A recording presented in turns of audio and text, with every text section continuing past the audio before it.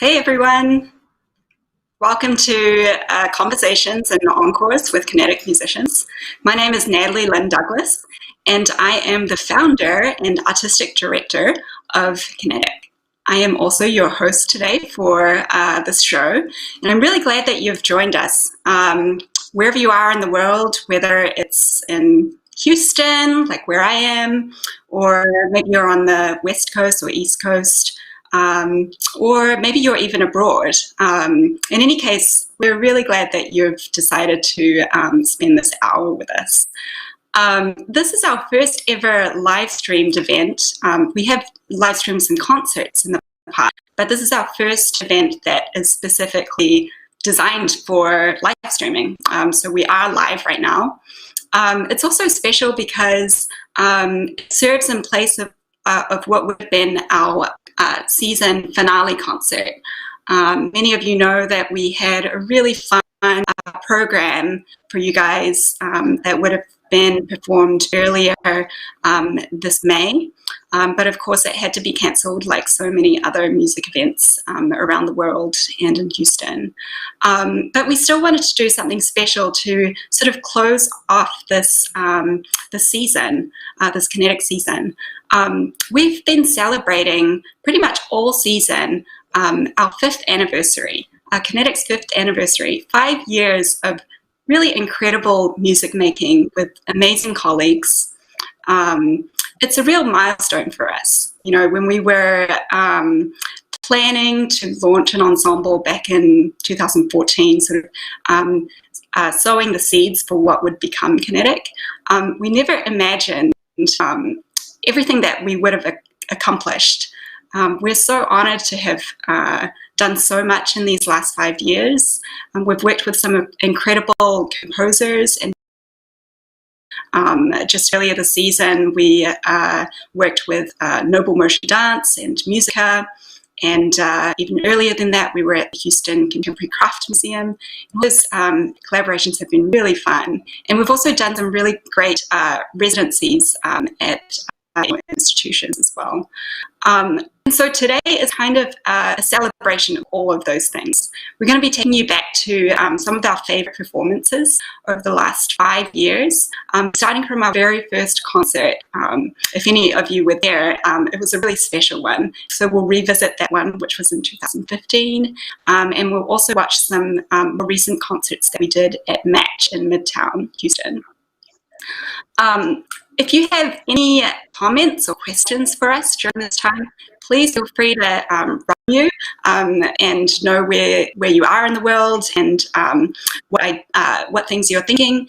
And yeah, if you've ever had a question for us, for me or any of the other musicians, feel free to type that out. And one of my favorite things about Kinetic is the colleagues that I get to play with, and we have some amazing musicians, really colorful and diverse personalities, and people that I've learned so much from.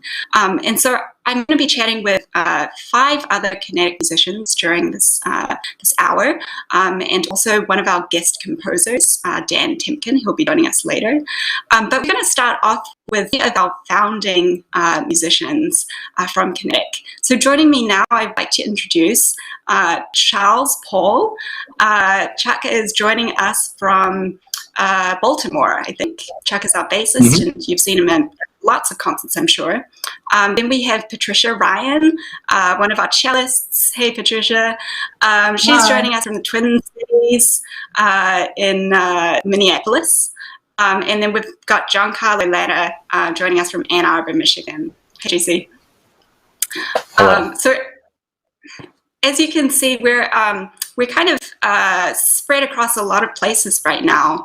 But I guess this is sort of the upside of a situation like this, is that we've been able to get together on Zoom and sort of connect with each other. Some of you guys might have seen our quarantine videos that we've been releasing, which is kind of amazing that we can do those sorts of collaborations. But we miss you all and wish you guys were here in person to perform, but it's still fun seeing you guys on the screen. So I kind of wanted to start this conversation with you, GC, because you've kind of been in the beginning, kind of in Kinetic's earliest stages, like before Kinetic was even Kinetic, right? I wonder if you can tell us a little about sort of the seeds of Kinetic. We had met at, or many of us had met at the Shepherd School of Music at Rice, and had sort of come together, a few of us, and decided that we wanted to start an ensemble. Maybe if you can talk to us about like what it means, like what does conductorless really mean, and why does it matter to us, or why are we interested in it? And yeah, how did you sort of come into being part of Kinetic and being part of this project? Yeah, so it goes back pretty far actually to when I was a freshman at Rice in 2013, and Natalie was in her first year of the DMA program there. And we were in the same studio, and we knew each other a little bit, but we sort of got to know each other when some members of the Orpheus Chamber Orchestra came to do a workshop with some of the musicians at Shepherd. And Natalie was the concertmaster for that project, and I was somewhere in the second violin section.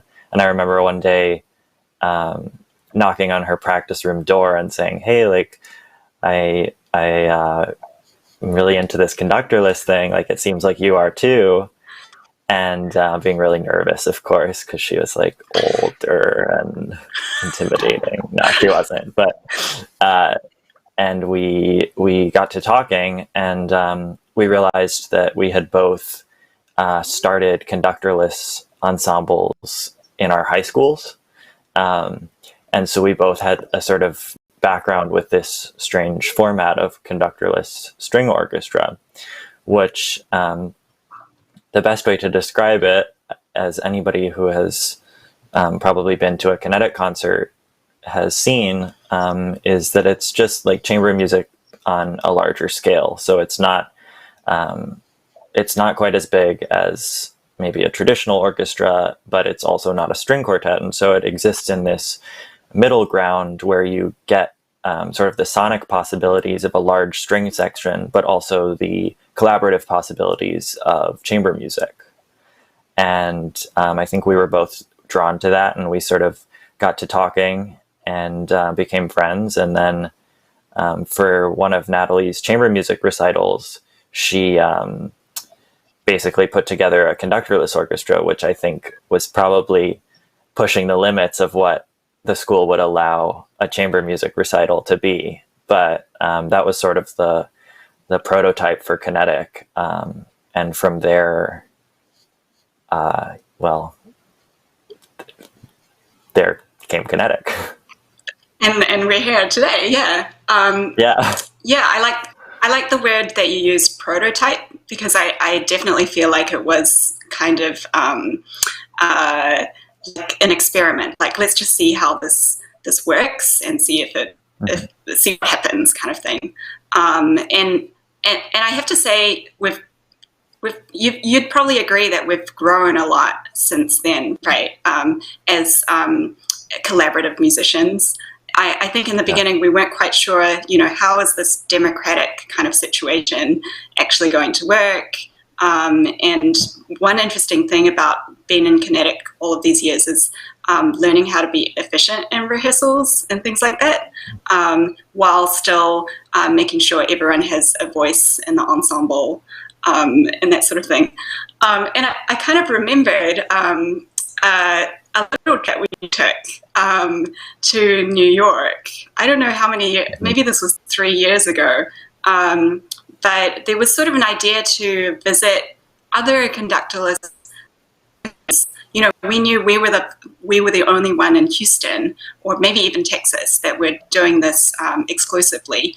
But there were some interesting groups up in the East Coast. Do you want to tell us about that?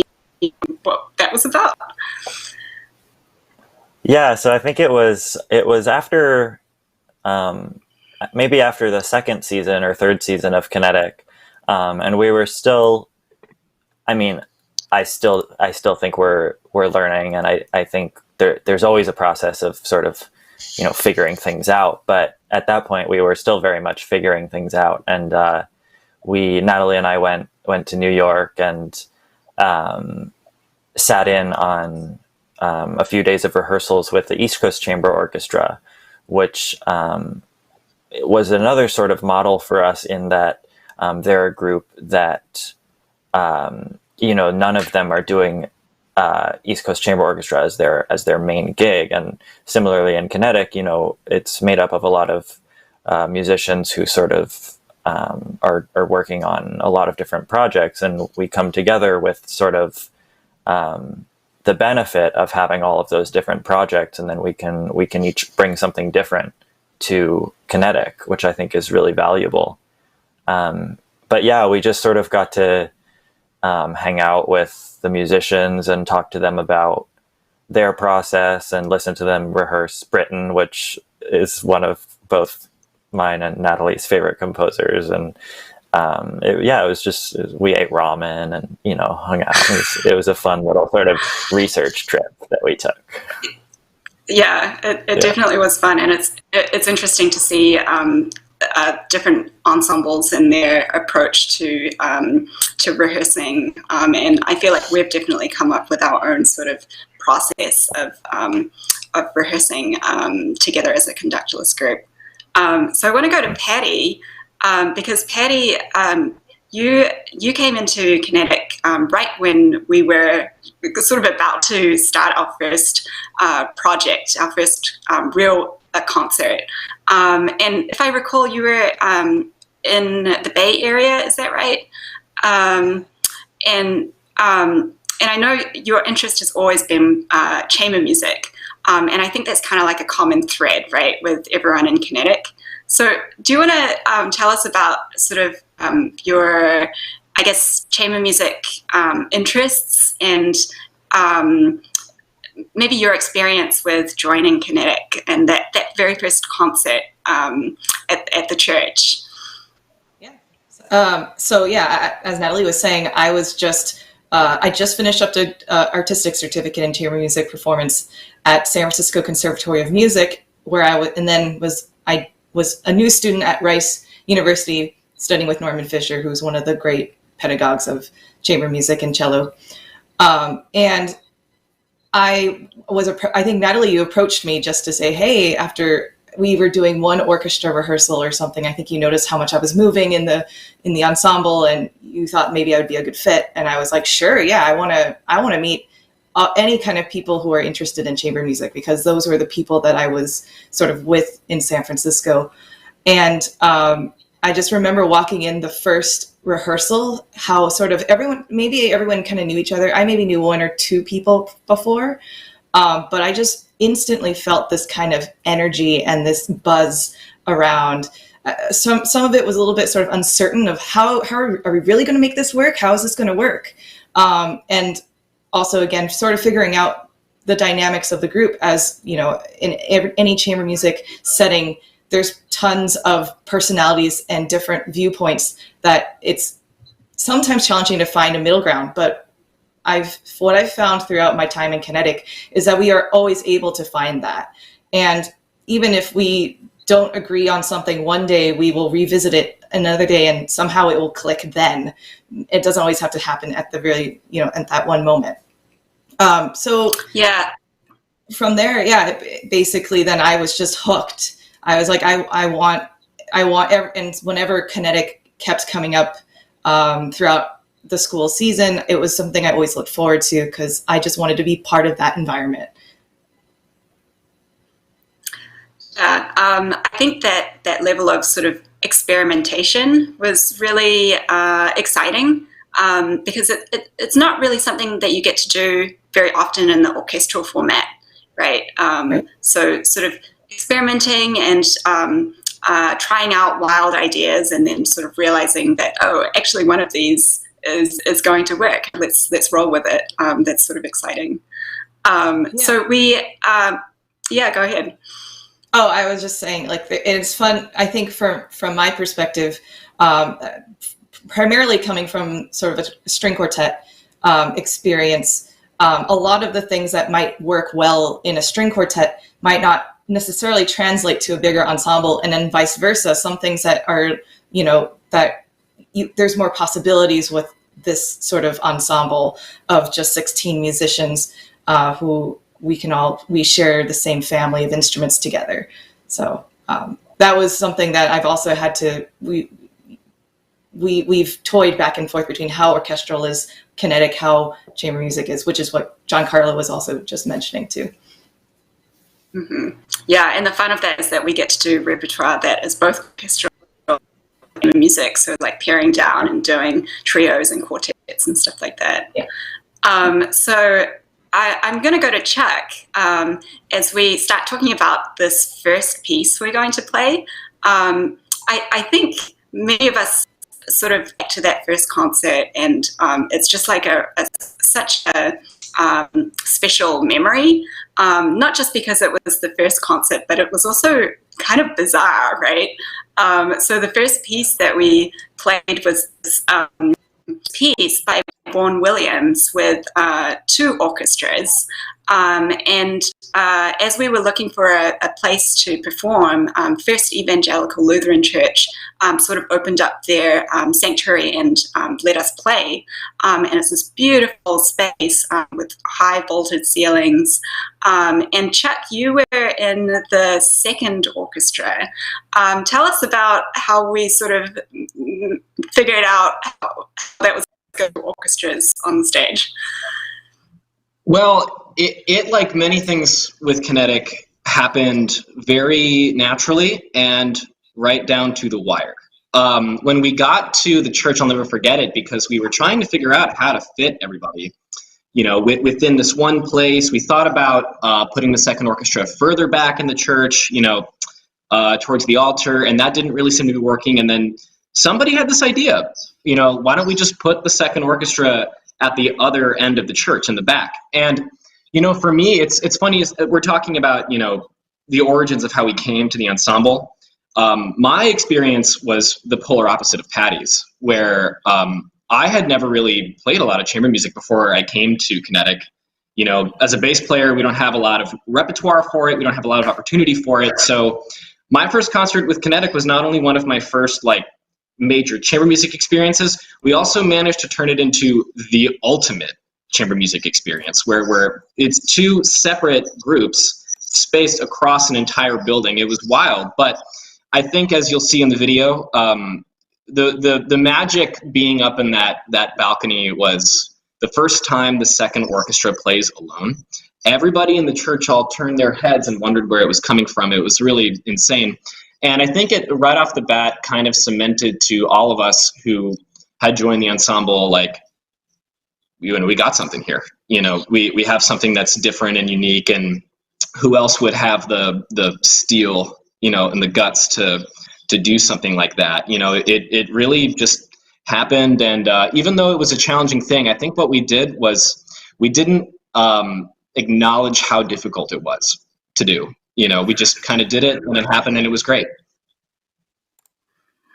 Yeah, it was kind of wild, and we have some footage that will play for you guys. It's actually shot from the choir loft, from the balcony, so you can see sort of the back of the heads of the people in orchestra 2 and sort of overlooking the audience and then looking out onto the stage. And John Carlo was also in that second orchestra as well. So hopefully you'll be able to see like how wildly we're moving. So as two orchestras, playing together. So yeah, it was really fun. Something that you guys will notice as we go through this show today is that the footage is going to progressively get better. So we're starting from 2015, where we were camcorders and recording things for ourselves. So this is the footage that we have from this video, but I think it will sort of capture what it was like in that really gorgeous space. So this is Vaughan Williams' on a theme of Thomas Tallis. This was written in 1910, and it was actually premiered at a cathedral. So we thought it would be appropriate, for this performance to also play it in a church-like space. So we hope you enjoy.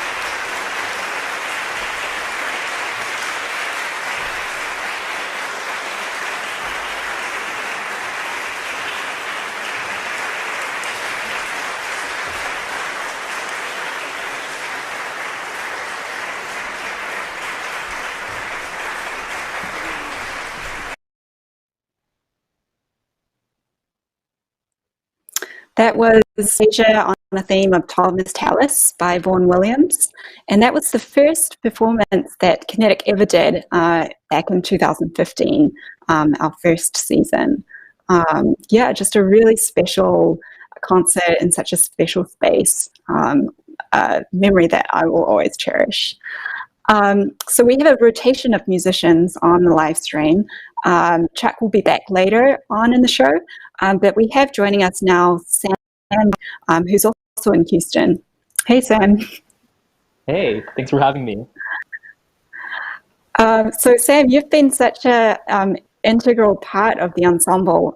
You joined, I think, in the second season of Kinetic. If I recall, you were at Juilliard for your master's in New York before coming down to Houston.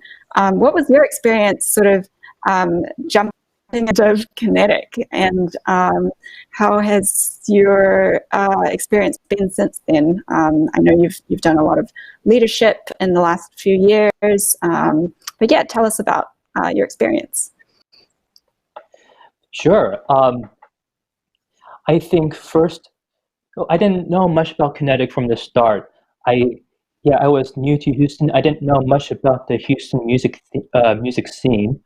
I remember.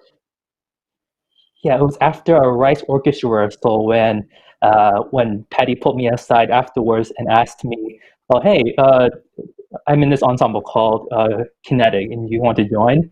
And I also remember Nathan Watts was also walking past by, and he's like, "Oh, Sam, are you going to join Kinetic? It's going to be really fun." So I was like, "Okay, then count me in." I think what made Kinetic so fun to be in is you'll probably hear this a lot from us, but it's the collaborative effort.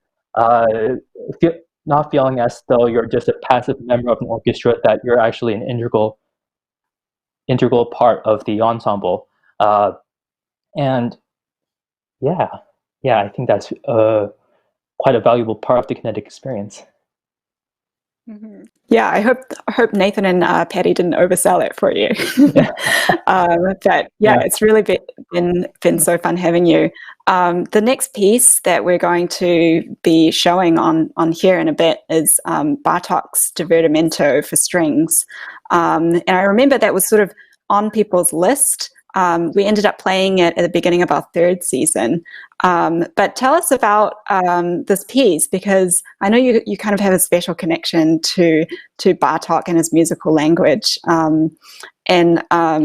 I think this was one of those pieces that we wanted to play, but weren't sure if we could pull it off, that sort of thing. So tell us about this performance. Yeah, well, Bartok's Divertimento was the first piece by Bartok I've ever played back 10 years ago when I was part of the New York String Orchestra seminar. And because it was my first experience with Bartok, I was quite overwhelmed with the piece. His harmonic language, his rhythm, and he has so many tempo markings written in that is hard to pull off even with a conductor. So it was, for me that time 10 years ago playing the Divertimento, it was a fun yet kind of a traumatic experience.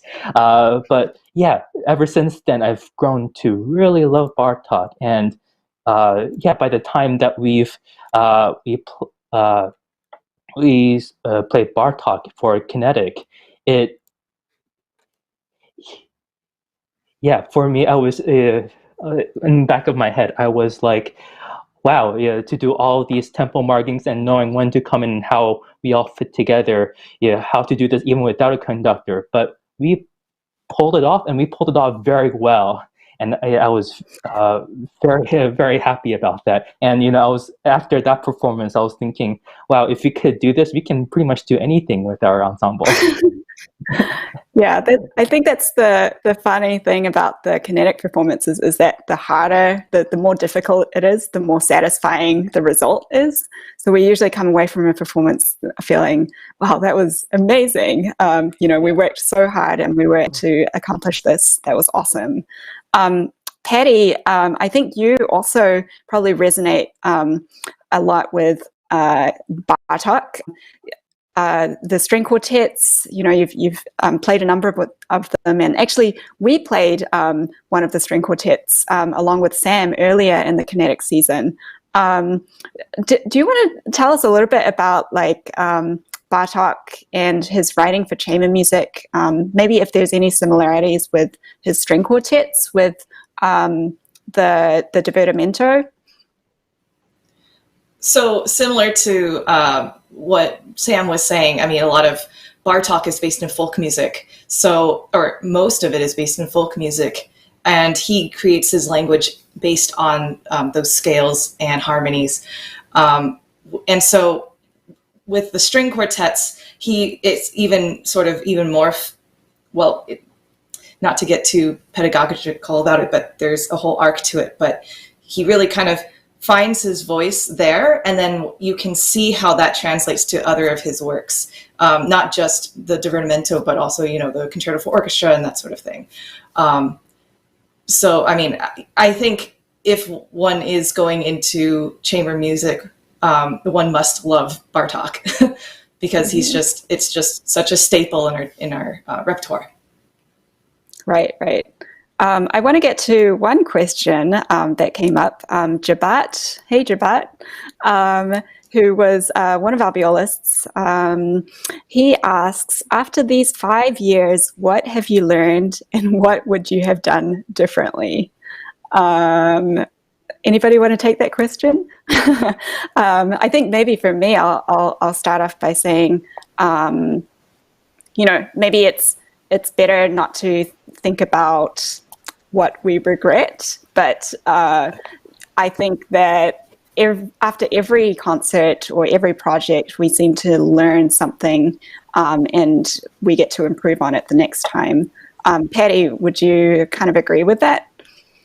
Yeah, I think I see it as a pro and con thing. It's what you sort of mentioned earlier, Natalie, was we've learned how to become more and more efficient with our rehearsal process. In the earlier years, it was more sort of like a thought lab, or a lot of times we'd go in one direction and then maybe go too far in that way, and then someone have to counterbalance and go the other way. And I think, and with the ebb and flow of musicians that come in and out of every cycle of Kinetic, we've always had to kind of balance out that kind of that dynamic, because not every group is the same. So that's also been a really fun and challenging thing for us to sort of push ourselves to be better at. But I see it as a positive thing, as we've really grown from that kind of collaboration. Mm-hmm. Yeah, GC, do you have anything to add to that?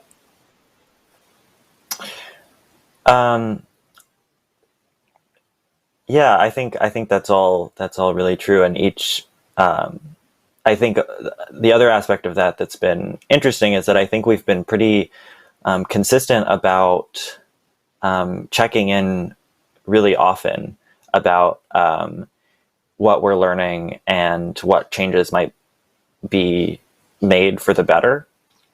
So for me, it's not really a question of reaching a milestone and then looking back, but it's really part of what's so great about Kinetic is that aside from the musical discussions and the administrative discussions, there's this sort of feeling of constant malleability within the ensemble, and how both when we're playing and with our methods of working. And so I think we've been pretty good about really being in touch with how things are going from project to project and from season to season that need to be made. So I think that's been a really positive part of the growth of Kinetic. Mm-hmm. Yeah, it's kind of like a culture of openness and respect as well, and just sort of this attitude of wanting to learn from each other and like you said, being malleable. I think it's super important in this sort of conductorless format. Awesome. Keep the questions coming. Okay, so we're going to go to this this performance footage of the first movement of Bartok's Divertimento.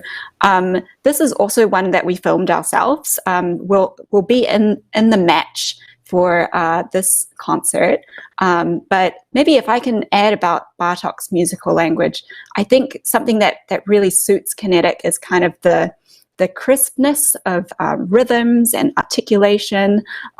Those are things I really enjoy when I play in Kinetic, and that ability to do that together corporately as an ensemble is just so fun. So this is first movement from Bartok's Divertimento. Hope you enjoy.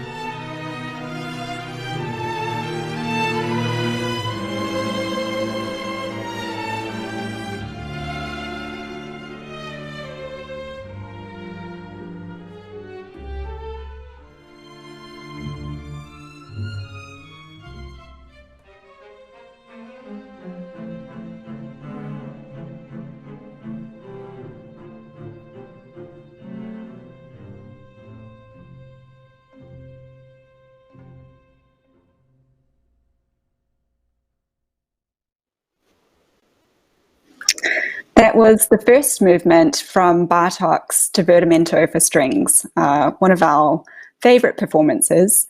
And today we get to revisit all of our favorites, really, and they're all such special memories for us.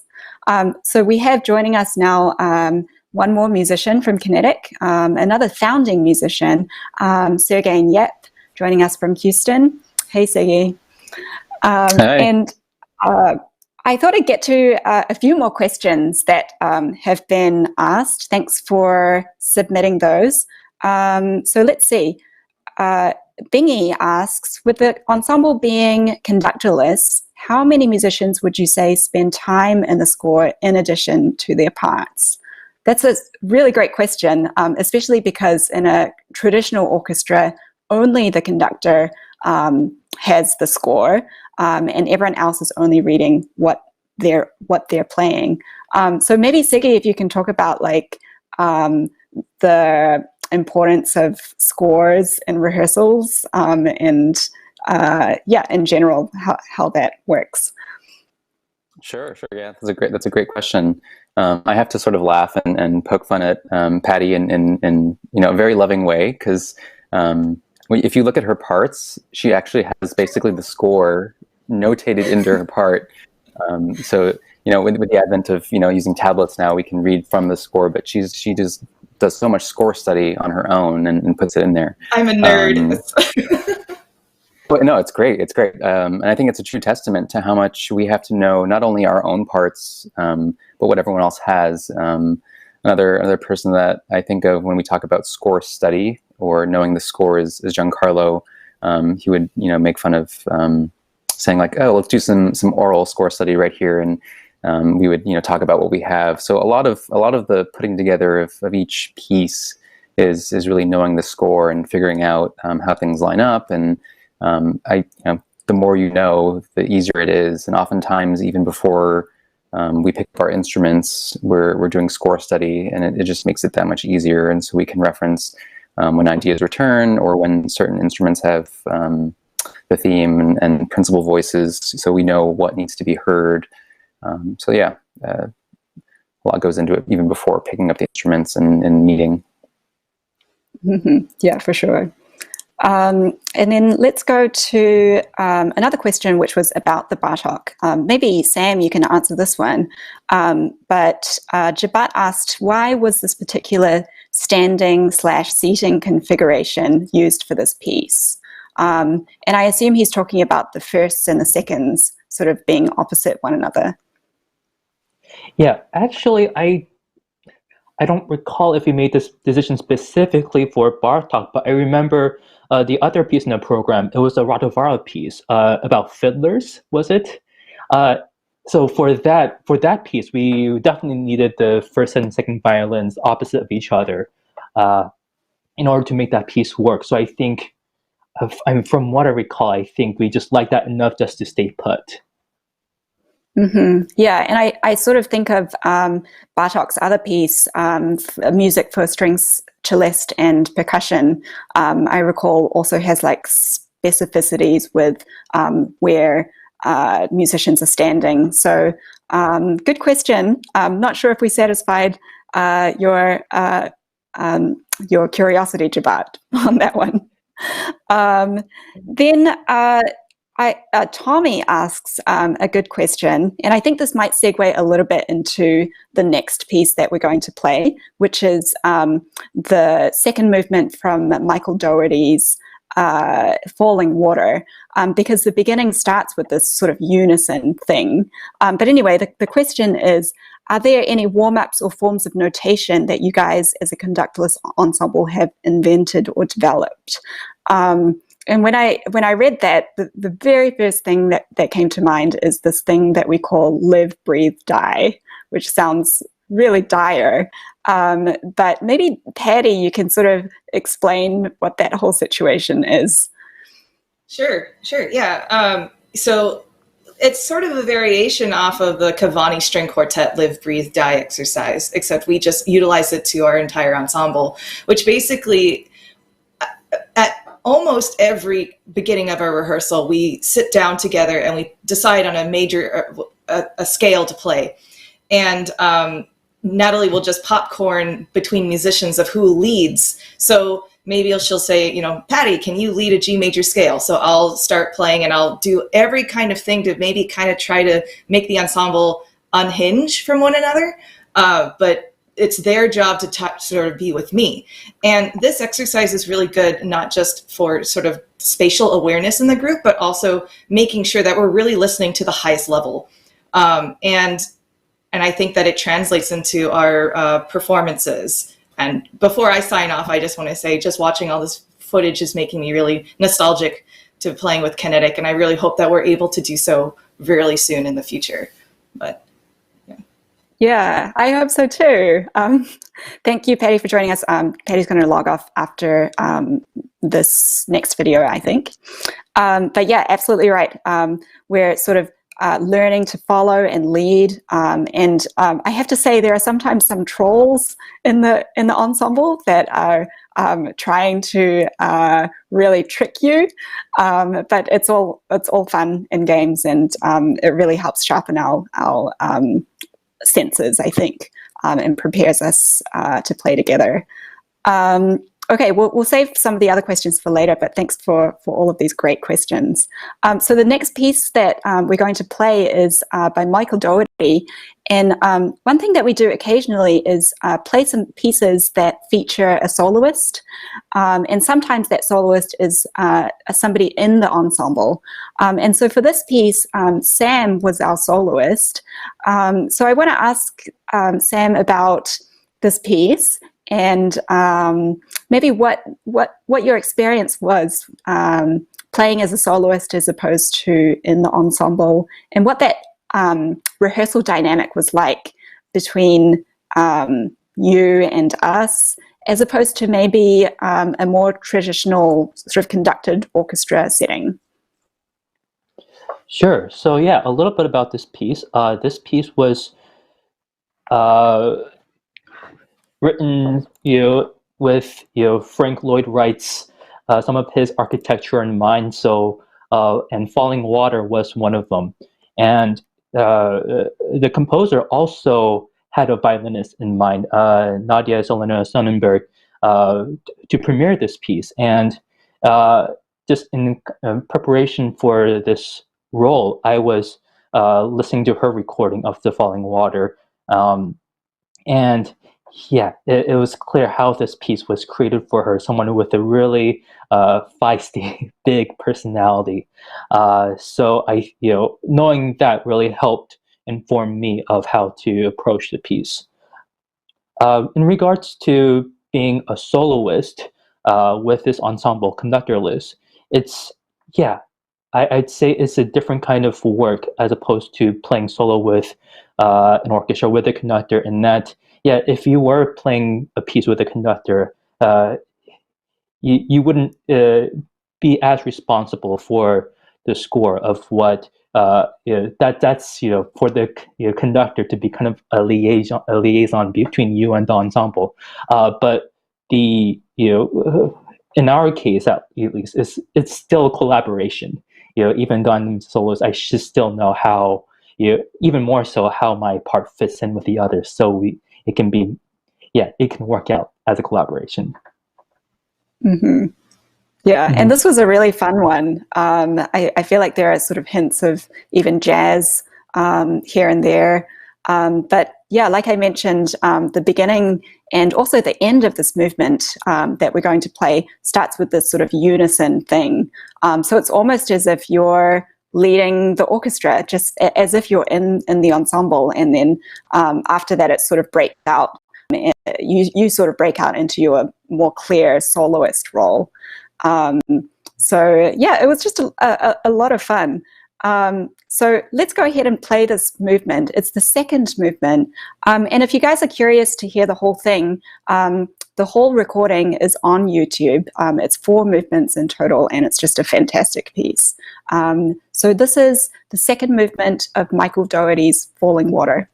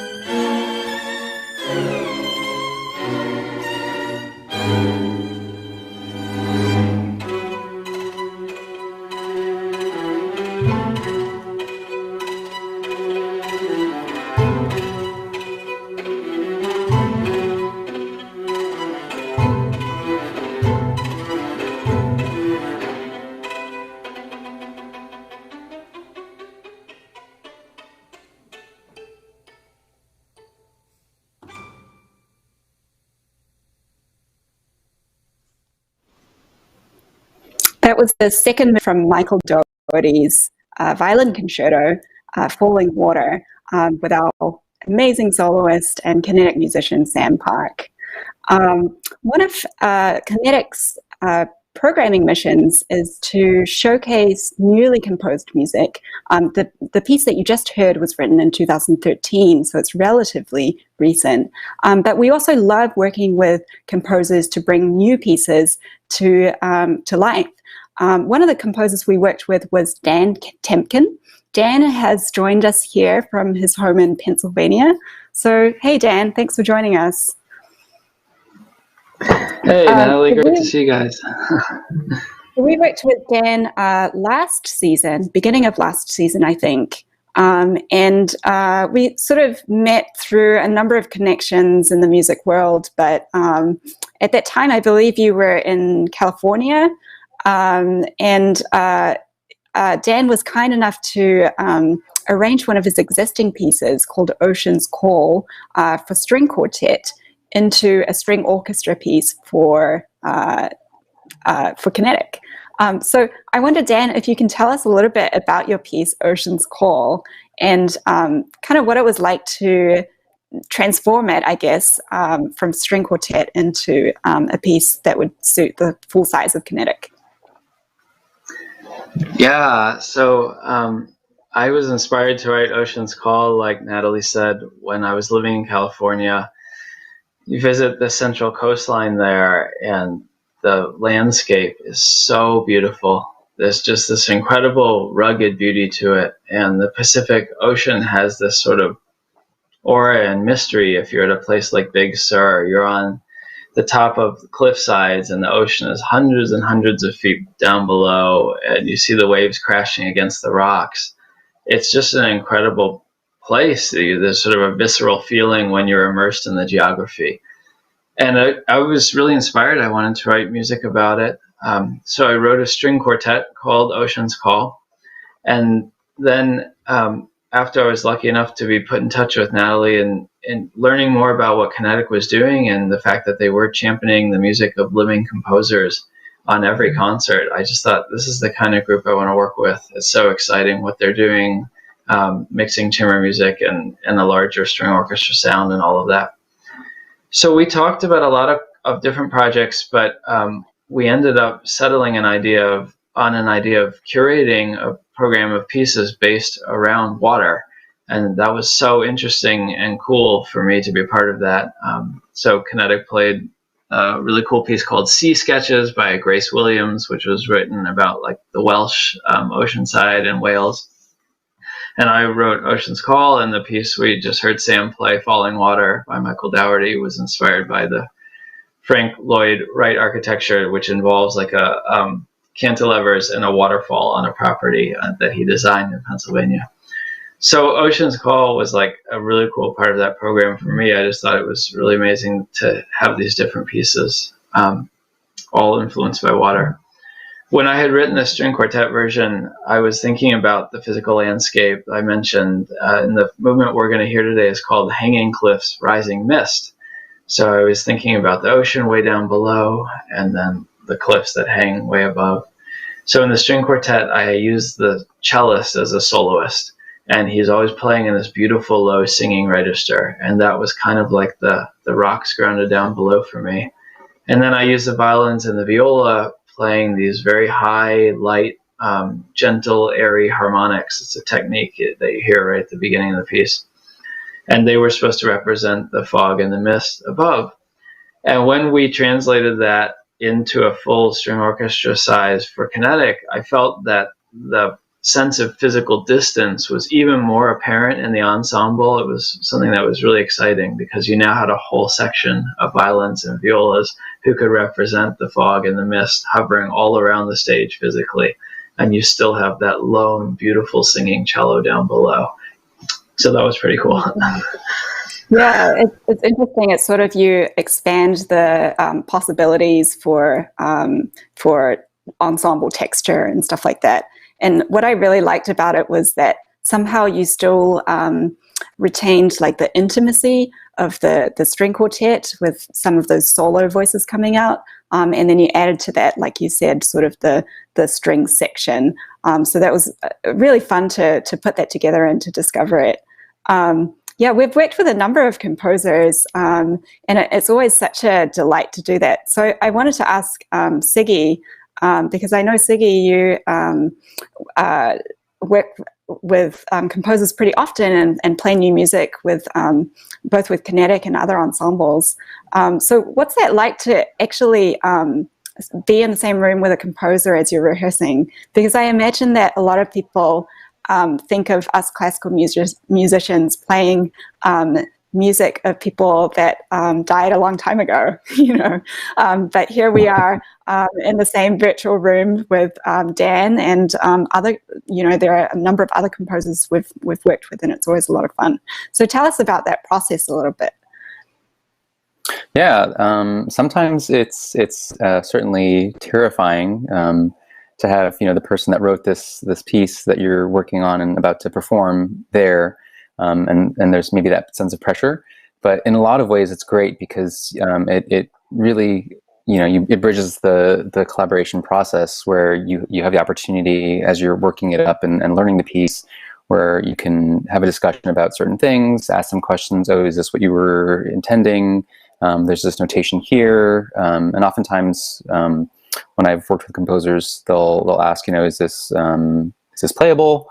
Or, does that notation work? I'm going for this. And so we can really talk about the creative process and get a sense of exactly what they were going for. As interpretive artists and musicians, when we're playing older stuff, we have to go off of tradition. Sometimes we can break from that tradition and do whatever we'd like, within reason. But having that composer in the room is great for that collaborative process and getting to bounce ideas back and forth. And sometimes they'll say, actually it's not working for you guys right now, and so they'll change something, and that kind of sparks draft number 2 or 3 or 4.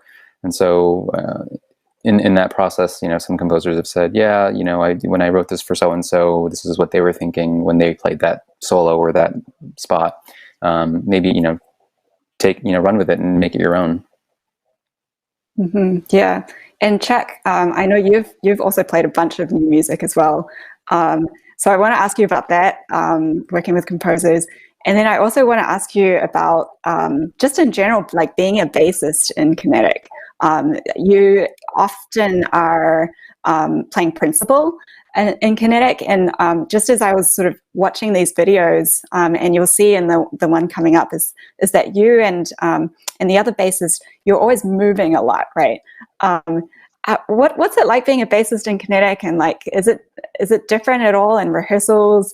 I have to say you're like one of the most animated personalities in Kinetic, and it's totally a compliment.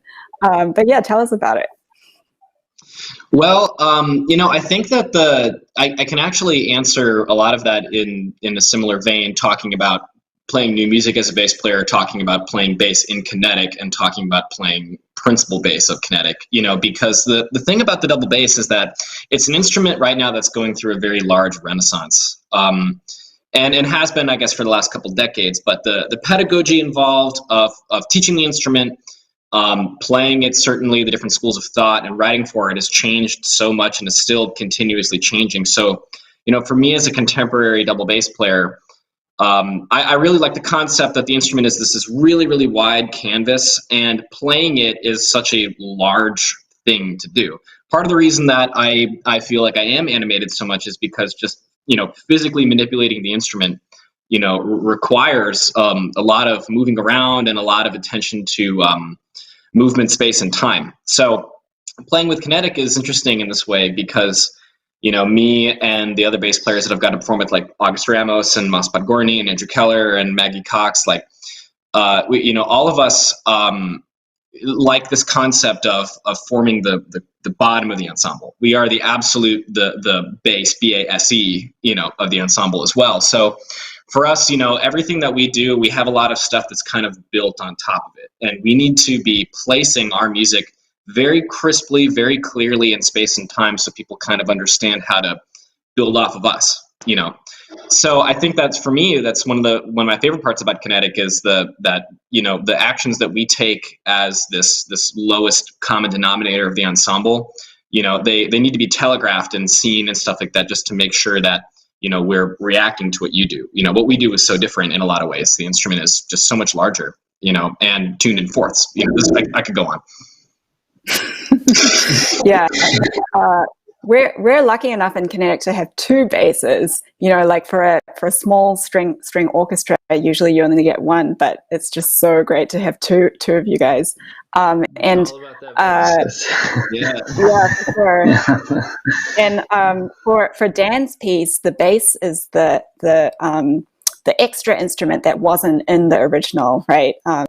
Because in the string quartet, you only have violins, violas, and cello. So adding that bass register is super cool. So we're going to go ahead and play the first movement of Dan Temkin's Ocean's Call. And Dan, thanks so much for joining us from your home. Great to see you guys. Good to see you, Dan.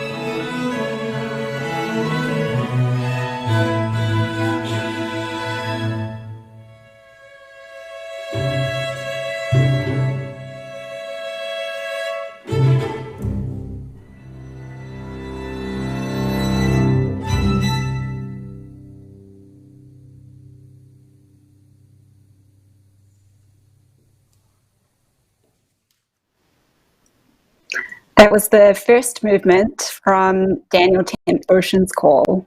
And the performance you just saw was the premiere of the piece in the orchestral version.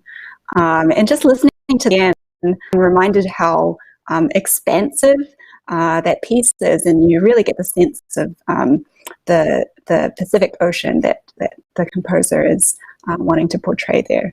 It was a really fun collaboration. We have one more piece for you on our live stream show, but I want to thank you guys for joining us. Thanks for the great questions.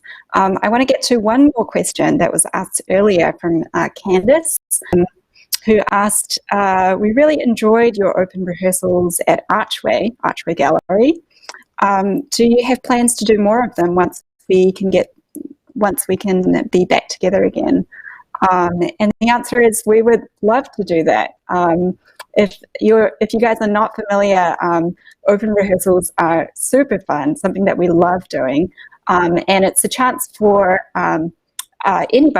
anybody who's interested to come in and watch our rehearsals, sort of in a demonstrative way, where we show you how it really happens behind the scenes.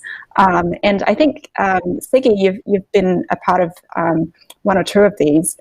Do you want to talk about what it's like to sort of show people behind the scenes, like what happens in a chamber music rehearsal? Sure, yeah. I think that some of the questions that we took previously are sort of answered in that open rehearsal process and format. Usually we have a piece that we've never played together before, and then we'll juxtapose that with something that we have worked on, so you see a final finished, polished performance. But from beginning, with that piece that we've never played together, all of us having our scores with us and bouncing around ideas, of course, going back to live, breathe, and die, some of those rehearsal techniques to get used to each other's cueing, get used to simply the music and what each other has, are part of that.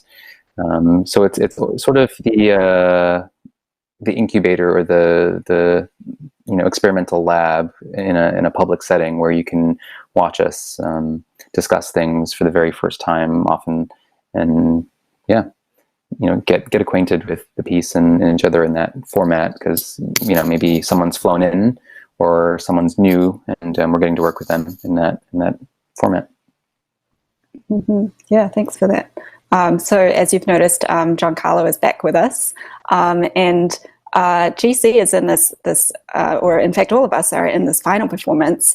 We're going to play the first movement from Clarissa Assad's Impressions. And Clarissa is another composer that we had the honor of working with late last season, where we had a concert in collaboration with her and also with Aperio, Music of the Americas. And I thought this would be a fun way to end this live stream, because it's a super fun piece. It starts with this theme and variations. And Chuck, can you sort of walk us through the way that Clarice sort of highlights the different sections of the orchestra? Well, it's really, it's incredible and it's unique. No other piece comes to mind when I think of that first movement, because not only does she highlight every single section of the orchestra with some kind of just complete standalone unaccompanied soli, they're all like a different genre.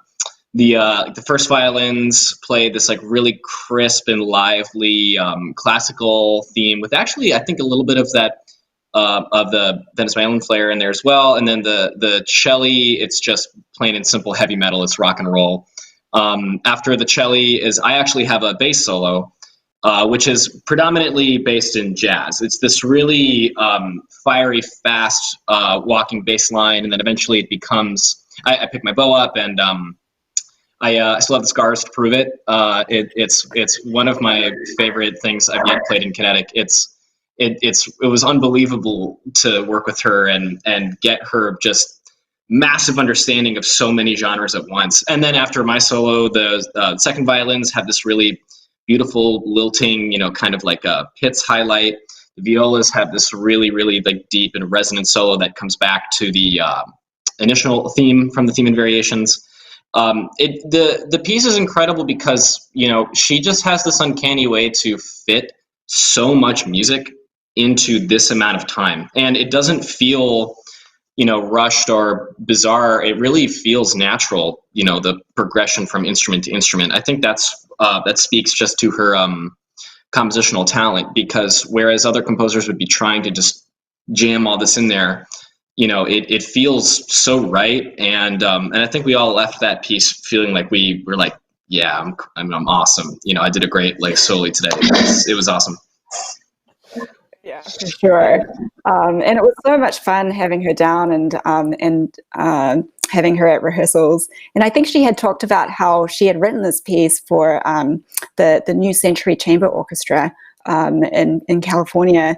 And the way that she chose, I guess, like a different genre for each sect of the orchestra reflected the personalities in that orchestra. So in a funny way, we're sort of like bringing out these maybe stereotypes sometimes. So the first violin solo is super diva and showing off, and it's sort of comical in that way. Yeah, and GC, I know, well, you were at this performance, but you've also worked with Clarissa recently in New York, where you're based. Do you want to tell us about that collaboration, but also, yeah, just your experience working with her? Yeah, so I think when we worked with her in Kinetic, we got to see a couple of different sides of her, because she's not only a really skilled composer, but she's also an amazing vocalist, and we played. Also on that same concert with Kinetic, we had a piece of hers where she was singing, which she had also written. And she's just, and in New York, I played with a group called the Metropolis Ensemble. We played another piece that she had sort of written / arranged of Brazilian folk and children's songs. And she sang, and it was with a string ensemble and percussion. And I think it just, again, really impressed me how versatile she is, and how many different musical ideas she clearly has. And not only that, but the ways in which she's able to create these connections between them. So it's, all of her works seem to have this great integration of stylistic possibilities that I think makes her a really, really unique voice. And she's also just, as we I think all felt, just an incredibly sweet person, and she was really great to work with. Yeah. All right, so here's our final performance for today's live stream. This is the first movement from Clarissa Assad's Impressions for String Orchestra.